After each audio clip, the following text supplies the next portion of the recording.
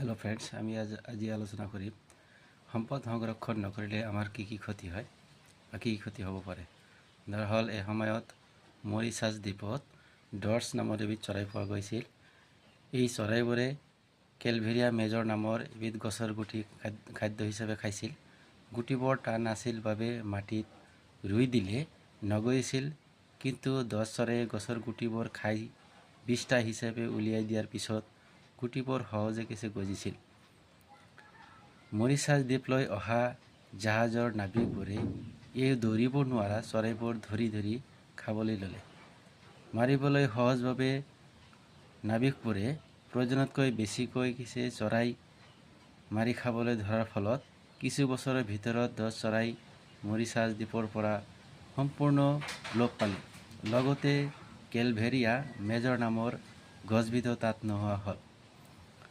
এনেহ'লে ইয়াৰ দ্বাৰা আমি বুজি পালোঁ যে সম্পদ সংৰক্ষণ আমাৰ অতি জৰুৰী।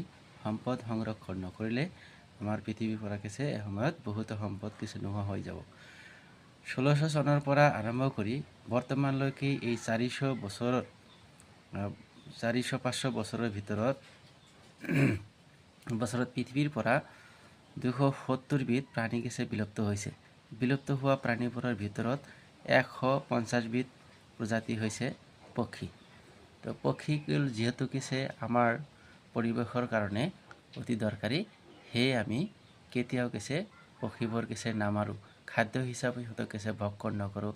খাদ্য হিচাপে ভক্ষণ নকৰিবৰ কাৰণে সমূহ ৰাইজলৈ আমাৰ আবেদন, আপোনালোকে পক্ষী নধৰিব, চৰাই নধৰিব, চৰাই বধ নকৰিব। ধন্যবাদ।